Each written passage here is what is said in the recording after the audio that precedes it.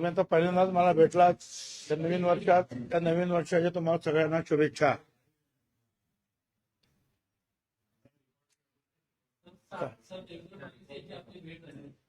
राष्ट्रवादी काँग्रेस पक्षाकडून आपल्याला संपर्क झालेला अद्याप दिसत नाहीये. चर्चा शरद पवारांसोबत देखील तुम्ही त्यांची भेटला. एकंदरीतच आपली भूमिका काय? हे खरं आहे की मी मुख्यमंत्री फडणवीस यांना त्यावेळेला भेटलो होतो आणि 3 तारखेला सावित्रीबाई फुल्यांची जन्मतिथी असते आणि त्यांच्या त्या जन्मगावी नायगावला, आणि तिथे नेहमीच आमचा मोठा कार्यक्रम असतो. आणि यावेळेला मुख्यमंत्री आणि त्यांच्याबरोबर 7-8 मंत्री सुद्धा या कार्यक्रमात हजर राहिले आणि तिथली जी काही आणखी काही डेव्हलपमेंट्स करायच्या आहेत, काही इमारती वगैरे, स्मारक वगैरे किंवा संरक्षण प्रबोधिनी वगैरे निर्माण करायची आहे, त्याबद्दल जे आहे त्यांनी ताबडतोब जे आहे तिथल्या कलेक्टर आणि इतर सगळ्यांना जमीन अधिग्रहण करणे किंवा इतर जे काही काम आहे त्या सगळ्याच्या बाबतीत ताबडतोब त्यांनी ऑर्डर सुद्धा दिली. त्याच्यामुळे ती कामं सुद्धा जी आहे आता मार्गी लागतील. आणि त्याच दिवशी संध्याकाळी चाकणला तिथल्या मार्केट कमिटीच्या वतीनं महात्मा फुले आणि सावित्रीबाई फुले यांची पूर्णाकृती पुतळ्यांचं उद्घाटन होतं, म्हणजे अनावरण होतं. आणि तिथे पवार साहेब होते आणि त्यांनी मला बोलवलं होतं. आता अशा वेळेला जे आहे ते फुले शाहू आंबेडकरांवरची चर्चा, नायगावला काय किंवा चाकणला काय, फडणवीस मुख्यमंत्र्यांबरोबर काय किंवा पवार साहेबांबरोबर काय, बाकी राजकारण नाही त्याच्यावर. राजकीय चर्चा काही झाली नाही, कारण तुम्हाला एक चिठ्ठी होती पवार साहेबांनी स्टेजवर तो व्हिडिओ काही चर्चा झाली नाही तुमच्यामध्ये? नाही, राजकीय चर्चा नाही. धनंजय मुंडेंचा राजीनामा मागणी सुरू आहे, दुसरी राजकीय वर्तुळात चर्चा सुरू आहे की मुंडेंचा राजीनामा होईल आणि भुजबळांचा मंत्रिमंडळासमोर. हे बघा, मी एका ठिकाणी सांगितलेलं आहे की मला मंत्री व्हायचं आहे म्हणून कुणाचा तरी बळी घ्यावा किंवा कुणाचा तरी राजीनामा घ्यावा आणि मला मंत्री करावं असं माझ्या मनात स्वप्नातही येणं शक्य नाही. हा पहिला भाग. दुसरा भाग, आपण जे सारखं मी आता ऐकतो आहे मीडियातून विशेषतः की धनंजय मुंडेचा राजीनामा घ्या, धनंजय मुंडेचा राजीनामा त्यांनी दिलाच पाहिजे.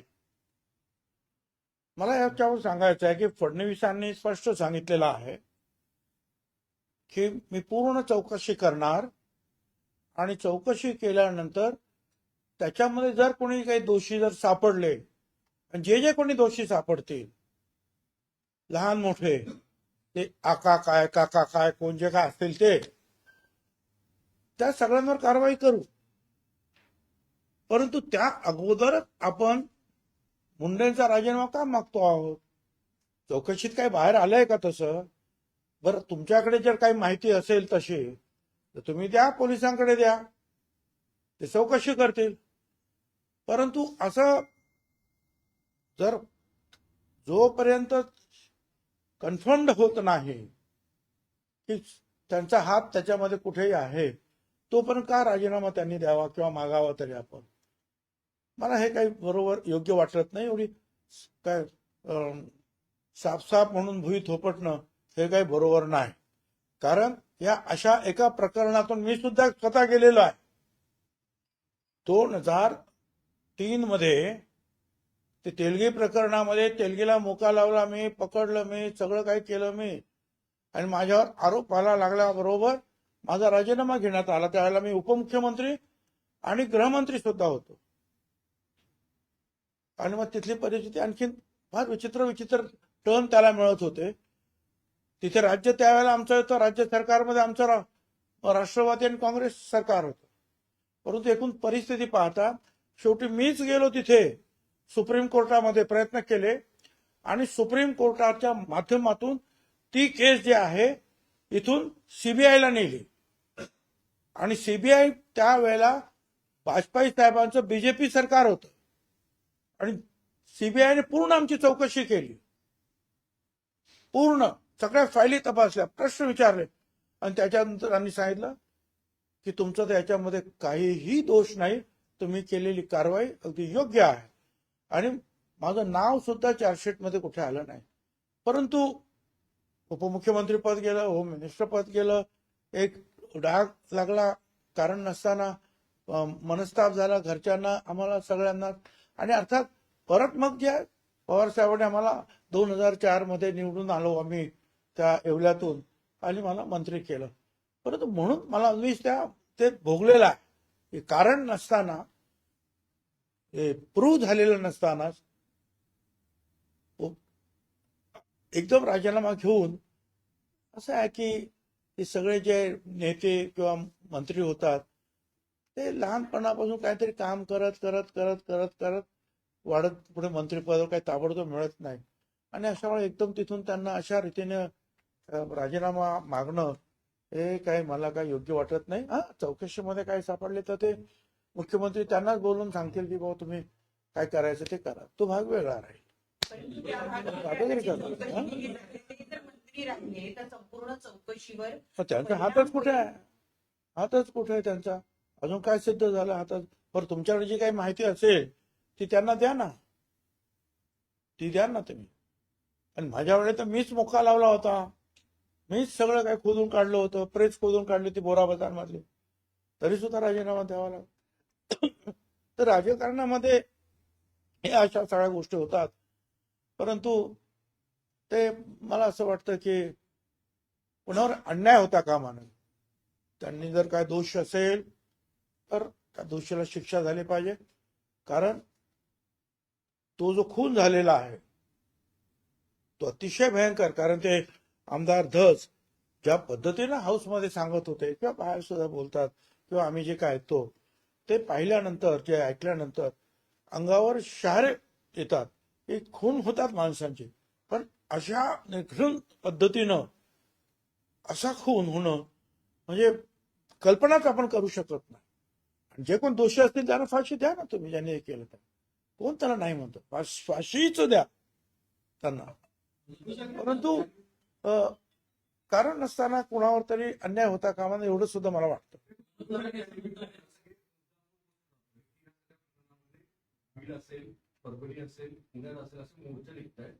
आणि विशेषतः जरांगे परत एकदा जातीय भाषण करतायत, घरात बसून मारण्याची भाषा करतायत. त्या संदर्भात काय मत आहे? हे बघा, हे जे आहे जरांगे, हे जे पद्धतीनं बोलतायत काय, हे काही बरोबर नाही. हे लोकशाही आहे, हे काय ठोकशाही नाही आहे. त्यामुळे मी सांगितल्याप्रमाणे जर दोषी असेल तर आपोआपच त्यांच्यावर कारवाई होईल. तुम्ही कायदा हातात घेण्याची काही आवश्यकता नाही आहे.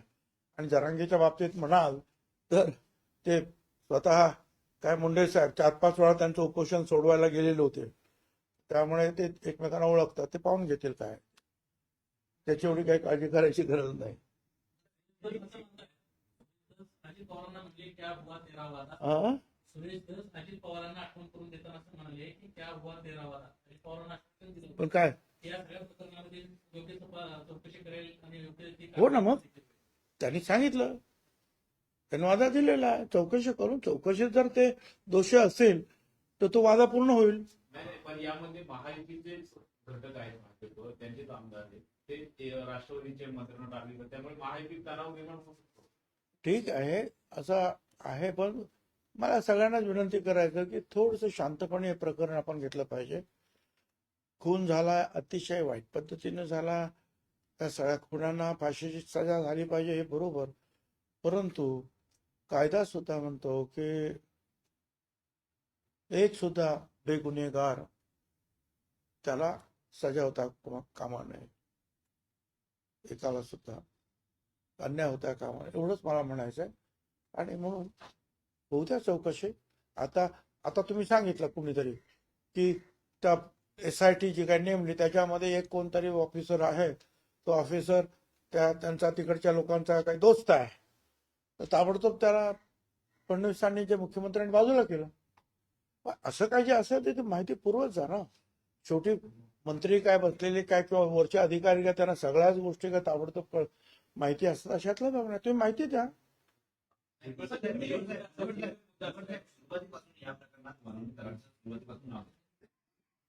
पकडा ना त्यांना, पकडा, चौकशी करा आता. पंकजा मुंडे पण या म्हणतायत की वाल्मी कराड हा धनंजय मुंडेंचा मुलगा आहे किंवा त्यांच्या बरेच जणांचा लाभल्याने खूप मोठा झाला आहे. एकंदरीतच या प्रकरणात सुरुवातीपासून वाल्मी कराड हे केंद्रस्थानी राहिलेले आहेत.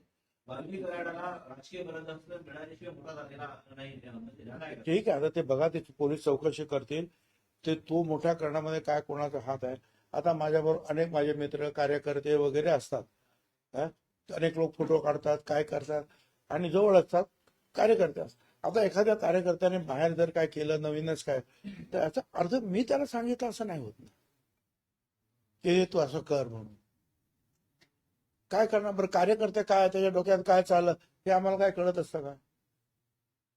आता सुद्धा काय येतात लोक, कुठे गेलो साहेब फोटो सेल्फी काढा सेल्फी. आता तो सेल्फी काढणारा तो कोण आहे, काय आहे, तो काय आपल्याला माहित असतो. किंवा हे कार्यकर्ते आपलं काम करतात, आपलं काम करतात तर आपण त्यांना मान सन्मान देतो. मग बाहेर काय धंदे करतो ते आपल्याला काय माहिती असतं. मला कोणाची बाजू घ्यायची नाहीये, फक्त चौकशी पूर्ण होऊ दे एवढंच मी म्हणाल. सर काय आरोप केलेला आहे की ज्या पद्धतीने त्यांना धमक्या देत आहे मुंडे समर्थक आणि यांच्याकडून ज्या पद्धतीने अंजली दमाने यांना ज्याने ज्याने धमक्या दिलेल्या आहेत त्यांचे ते नंबर जे आहेत त्याने पोलिसांना कळवले पाहिजेत, आणि पोलिसांनी जे आहेत त्यांच्या त्या सर्व लोकांवर ताबडतोब कारवाई केली पाहिजे. चिठ्ठीमध्ये नेमकं काय लिहिलं होतं पवार साहेबांनी? तुम्हाला जी हा? चिठ्ठी लिहून दिली, हा? चिठ्ठी जी लिहून दिली शरद पवारांनी स्टेजवरती, त्या चिठ्ठीत नेमकं काय लिहिलं होतं? कुठे?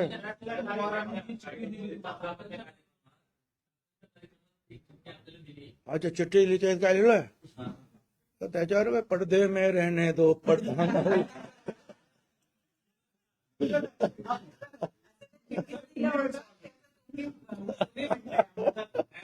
चिठ्ठीत असं लिहिलं होतं की तुम्ही सांगेल. मी सांगितलं ना आता एकदा, त्याचं उत्तर दिलं आता काय परत. प्रफुल्ल पटेल सुनील तटकरे लगातार प्रफुल्ल पटेल सुनील तटकरे लगातार कह रहे मीडिया के सामने कि भुजबल साहब को मनाने का प्रयास किया जाएगा कि 1-2 दिन में आपसे मुलाकात करेंगे, लेकिन वो आपसे क्या उनकी मुलाकात हुई? सच में वो मनाने का प्रयास करें? हमारी कोई मुलाकात नहीं हुई, कोई बातचीत नहीं हुई है. जब आपको तो बयान देकर मीडिया के सामने बयान देकर आपकी भावनाओं के साथ खेलने का प्रयास हो रहा है उनकी तरफ, मैं कुछ भी नहीं कहना चाहता हूँ. सर ये बात अच्छा, मेरी सारी भावना जो है मर गई है, खत्म. क्या कहूँ मैं?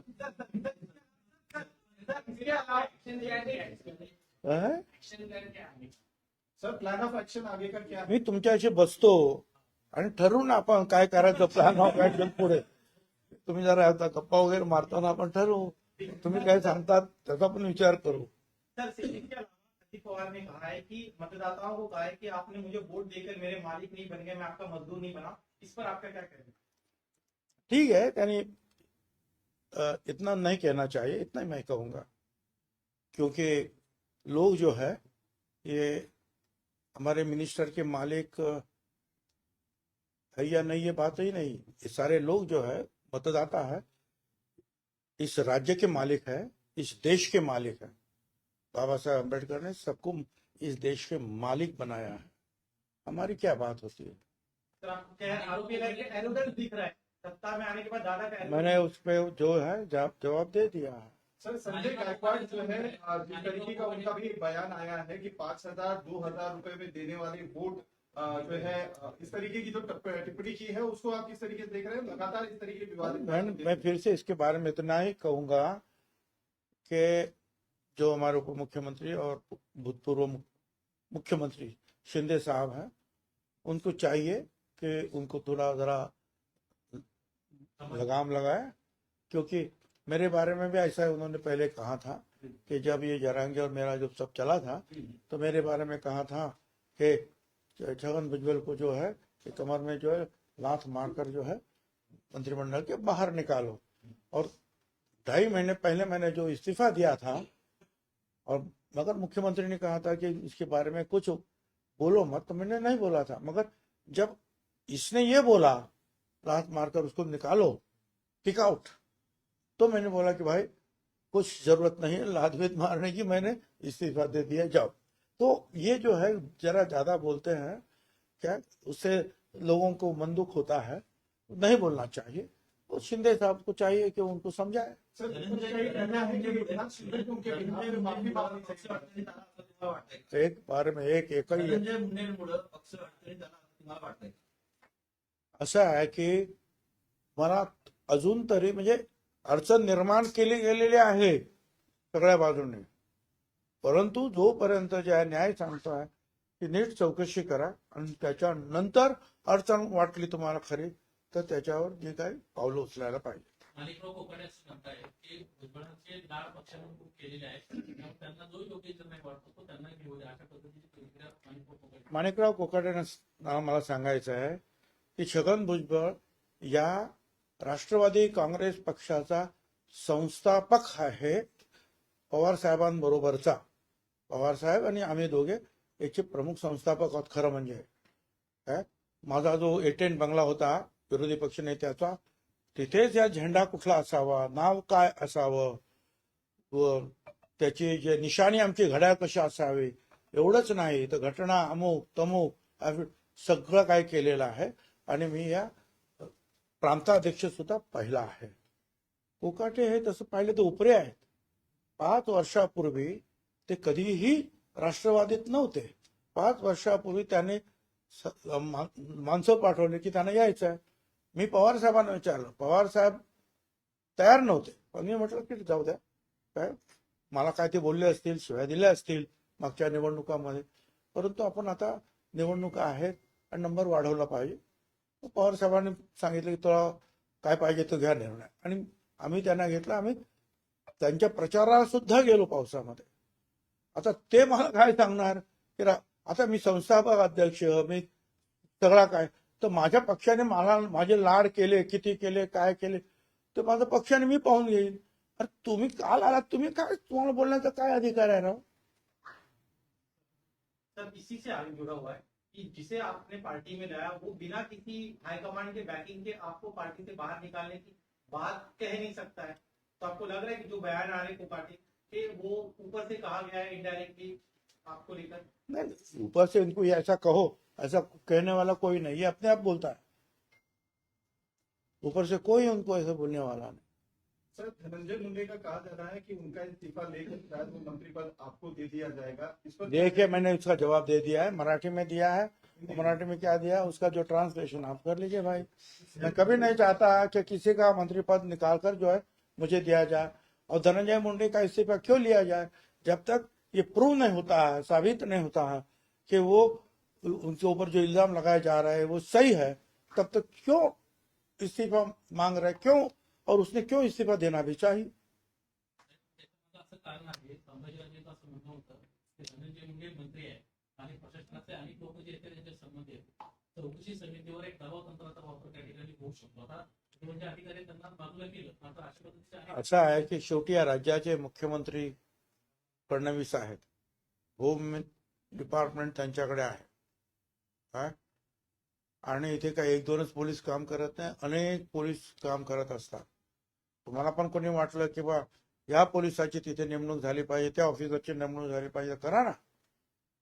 आणि असं जर काय कोणावर काय प्रेशर वगैरे आलं तर ते ताबडतोब मुख्यमंत्र्यांच्या कानावर जाणारच आहे. एवढं काही सोपं नाही.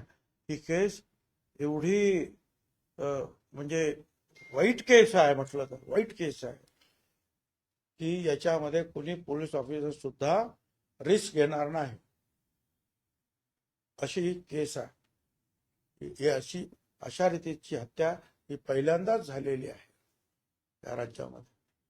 त्याच्यामुळे कुणी पोलीस ऑफिसर सुद्धा काय मंत्री असेल आणि कोणी असेल तर त्याच्या दबावाला बळी पडेल असं मला वाटत नाही. तो माझा अनुभव आहे काही वर्षाचा, तो होम मिनिस्टर म्हणून मला असं वाटतं. आणि ते असं असला ते ताबडतोब वरती कळवतील की असं चाललंय.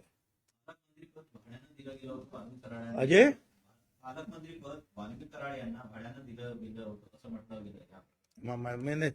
मैंने कुछ सुना नाही, मला काय माहित नाही ते काय ते. बाकी काय त्याचे चिल्लर काय, कोण काय बोलतो. महत्वाच्या प्रश्नाला मी तुम्हाला उत्तर दिलेलं आहे. पाटिल के बारे में एक सवाल है सर.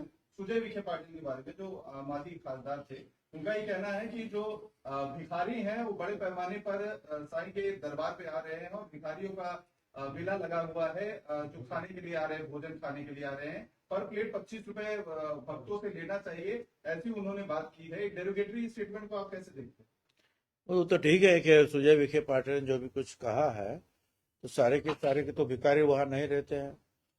बाकी हम लोग भी कई बार जाते हैं, जो भी दान धर्म करना है वो भी करते हैं, और वो प्रसाद के तौर पर जो वह खाना खाया जाता है। मगर उसके बारे में मैं ज्यादा क्या बोलूं, उसके पिताजी ने उनका कान पकड़ा है तो काफी है। जहाँ पे नहीं रहना वहाँ पे क्या चैन अशा तुमचं उत्तर प्रचंड गाजलं. आता बराच कालावधी लुटलेला आहे, पक्षाकडून काही होत नाहीये. नेमकं आता भुजबळ साहेबांची पुढची भूमिका काय असणार आहे? सांगेन ना तुम्हाला, मी म्हटलं ना, आपण बसू एकत्र, कॅमेरा बाजूला करून त्यावेळेला चर्चा करून अजित पवारांचा फोन वगैरे आला का तुम्हाला काही की बाबा नाराज नाही. अजिबात नवीन वर्षाचा संकल्प काय आहे? नवीन वर्षात तुम्हाला सगळ्यांना शुभेच्छा. नागपूर अधिवेशनामध्ये उद्धव ठाकरेंनी तुमचं कौतुक केलं होतं. भुजबळ चांगले नेते आहेत, नाराज असले तरी आम्ही त्यांची काळजी घेऊ असं बोलले होते. मी त्यांचा अतिशय आभारी आहे. जे नेते माझ्याबद्दल चांगलं बोलले किंवा मंत्री काही चांगलं बोललेले आहेत, मुख्यमंत्री सुद्धा बोललेले आहेत, विरोधी पक्षाचे जे आहेत नेते बोललेले आहेत, त्या सगळ्यांचा मी मनापासून आभारी आहे.